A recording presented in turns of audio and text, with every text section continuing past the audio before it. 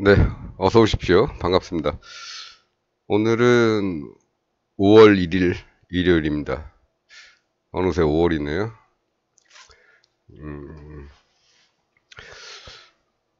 5월 가정의 달이죠. 예, 가족들 잘 계시는지, 부모님 잘 계시는지, 또 우리 자녀들 예, 좀 기쁘게 해줘야 되는 날들이 많죠. 예, 어쨌든 오늘도 코스피 종합주가지수 한번 살펴보고 가는 시간을 갖도록 하겠습니다. 지난 시간에 어디까지 봤냐 하면 22일까지 봤죠. 예, 22일에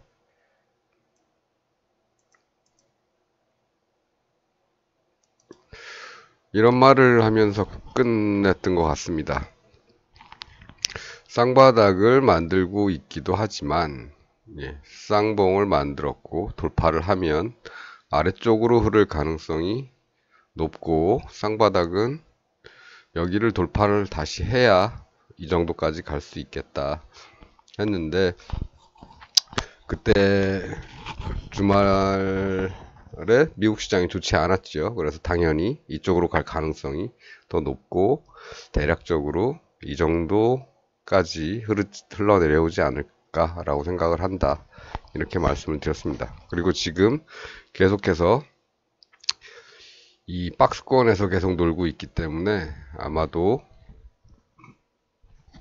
향후에는 이 진폭이 이제 여기 정도까지 이 정도까지 커졌었는데 조금 더 진폭이 더 커질 가능성도 있다. 이렇게 말씀을 드렸습니다. 그 이후에 시장은 어떻게 흘렀을까요? 25일부터 함께 가보시겠습니다. 예상대로 이 아래쪽으로 계속 흐를 것처럼 움직이고 있었지요. 그러다가 화요일에는 오히려 내려오질 않고 월요일에는 더 떨어질 것 같이 그렇게 끝내더니 화요일에는 오히려 약간 상승하면서 머물렀단 말입니다. 흥보하면서. 그래서 이게 어떻게 된 일인가, 왜 안 내려오고 여기서 머물까. 하지만 우리 아직 계산폭까지는 내려오지 않았기 때문에 당연히 추가로 하락을 하겠지요. 할 가능성이 높지요.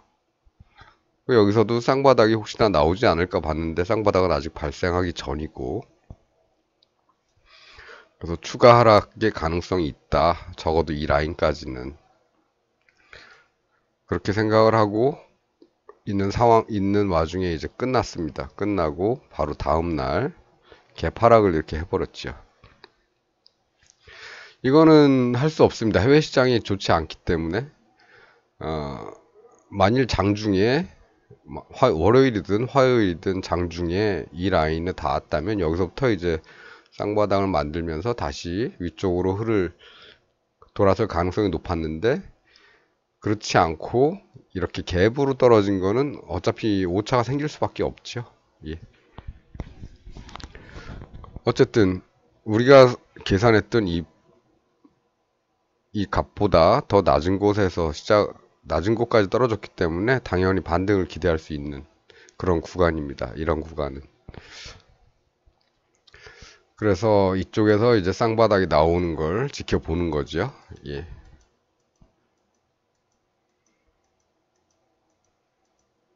이렇게 다음날 아침 목요일날 아침에 이렇게 쌍바닥이 만들어지긴 했습니다. 음봉이라서 조금 깝깝하지만 그래도 만들어는 졌으니까 상승 쪽으로 기대를 하는 겁니다. 아마도 요 라인 정도 기대를 하면 되겠지요.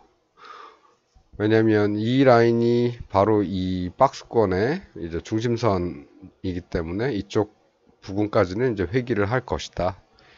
이렇게 생각을 하고 어차피 쌍바닥도 보아하니 그 정도 갈 것 같다. 이런 계산이 나오죠.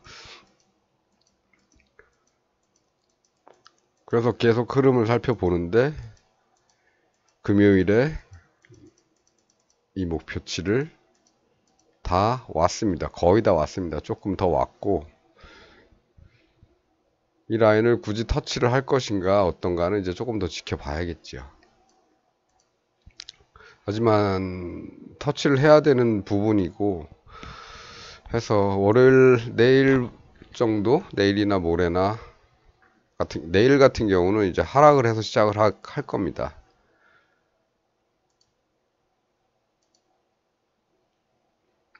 이렇게 해외 지수가 좋지 않지요. 좋지 않기 때문에 아침에는 당연히 하락을 해서 시작을 할 가능성이 높고, 하지만 아직 여기까지는 오지 않았기 때문에 하락을 하게 된다면 대략 한 30포인트 정도, 요 정도 선에서 시작을 해서 아마도 다시 이 부분을 뭐 닫거나 뚫을 수도 있겠죠. 예. 요런 정도로 흘러가지 않을까 생각을 합니다. 월요일 정도, 뭐 화요일까지 포함해서. 그리고 나서 그 다음에는 뭔가를 또 다시 계획을 하겠지요. 다시 여기서 쌍봉을 만들고 내려갈 것인가, 아니면 여기를 외바닥의 바닥으로 해서 다시 이렇게 쌍바닥을 뭐 이 올라가는 와중에라도 만든다면 또 더 먼 곳으로 갈 수도 있겠죠.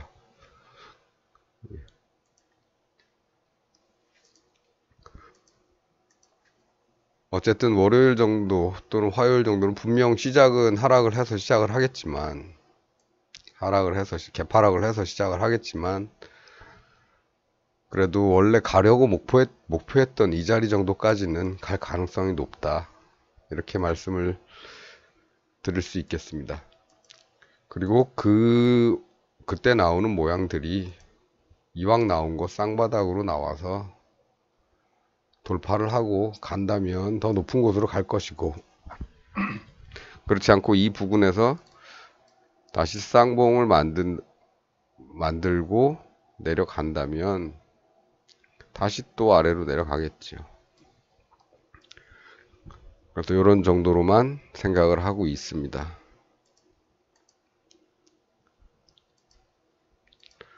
어쨌든 오늘 중요한 얘기가 아니고, 오늘 상황으로 보자면 내일은 분명 개파락,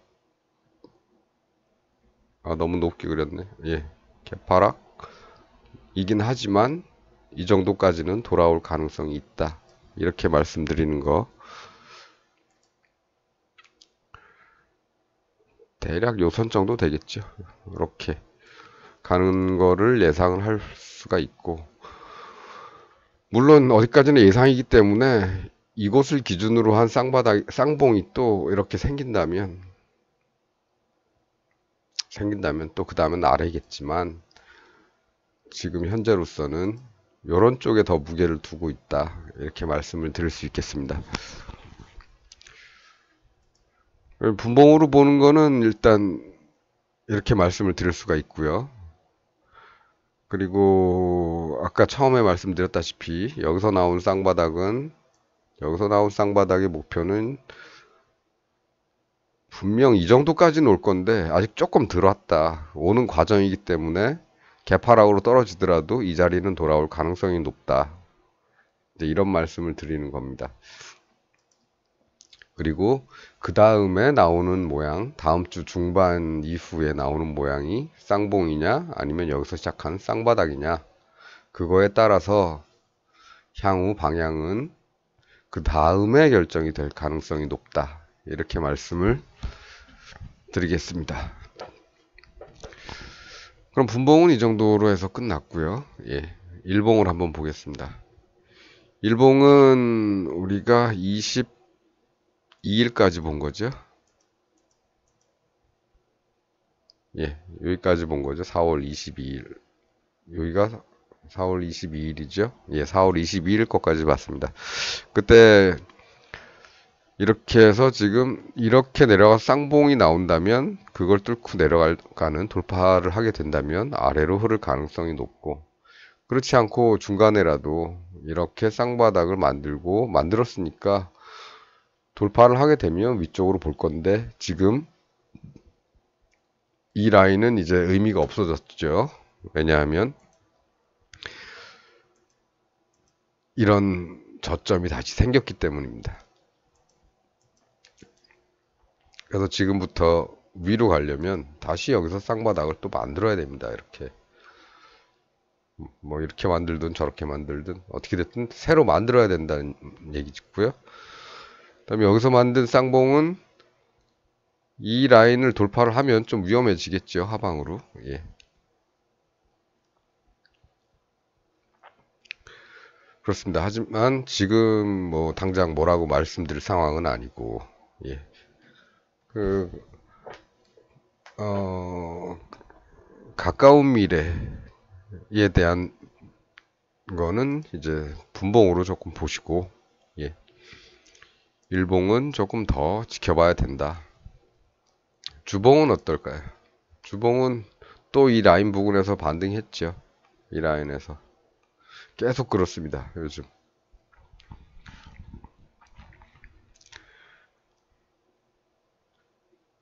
만나면 반등하고, 만나면 반등하고, 만나면 반등하고, 만나면 또 반등하고, 이런 상황들이 계속 나오고 있죠. 주봉에서는.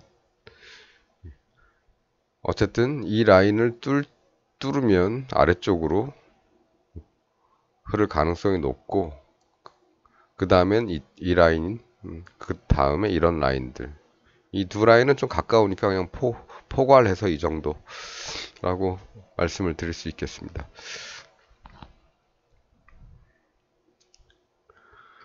하지만 아직은 뚫지 않았으니까 더 지켜보는 걸로 하기로 하고, 짧은 대응은 이제 분봉을 가지고 하는 게 좋겠지요.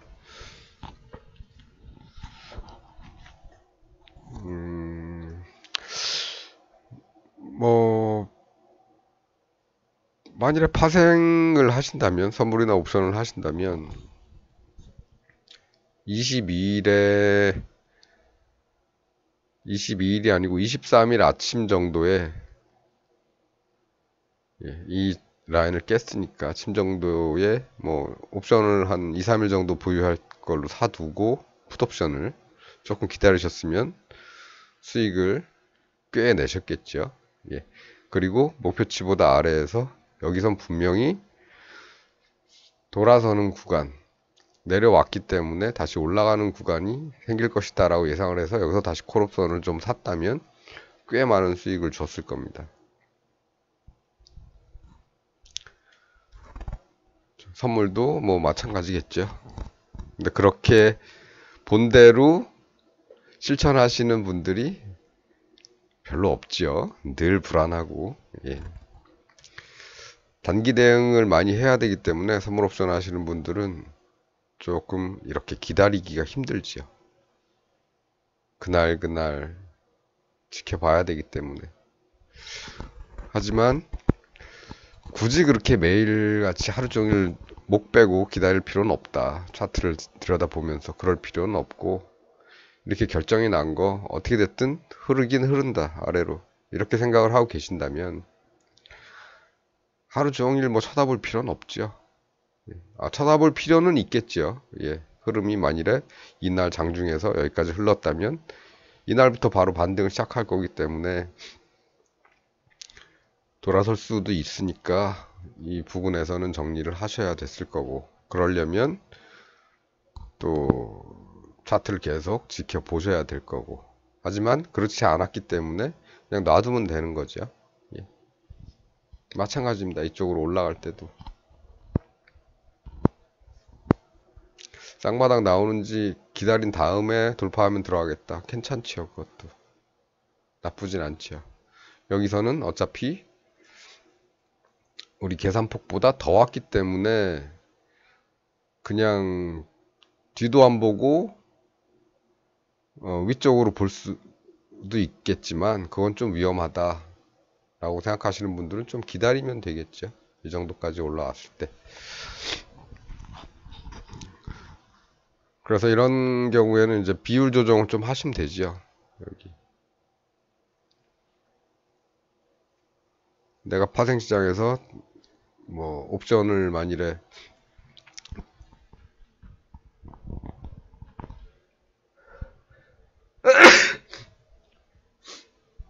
옵션을 만일에 한 100만원어치 정도 사고 싶은데 여기서 바로 들어가는 거는 조금 위험한 것 같다.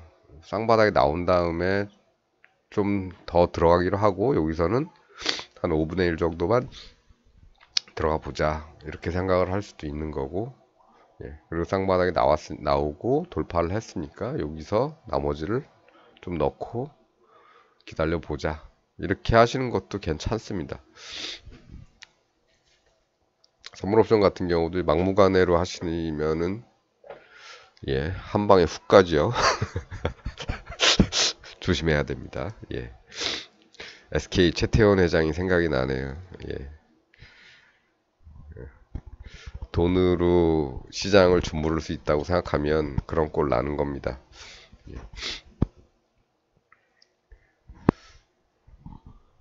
자, 그럼 오늘은 뭐 이 정도 보면 될 것 같습니다. 시장은 계속 어지럽죠. 예, 계속 어지럽고 주식을 해도 뭐 2천 몇백 종목 중에서 괜찮게 가는 애들은 손에 꼽을 만하고 그런 종목을 찾으려면 아주 힘들죠. 예. 그래서 간단하게 분석하시라고, 너무 시장에 대해서 이런 기사 저런 기사 보지 마시고 직관적으로 대응하시라고, 분석하는 시간을 좀 줄이시라고 그동안 계속 이런 패턴에 대해서만 말씀드렸죠. 예. 그리고 또 이거였죠. 예.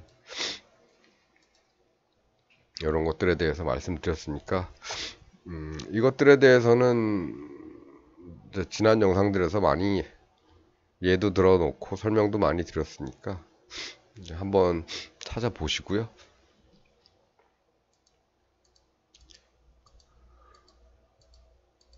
예.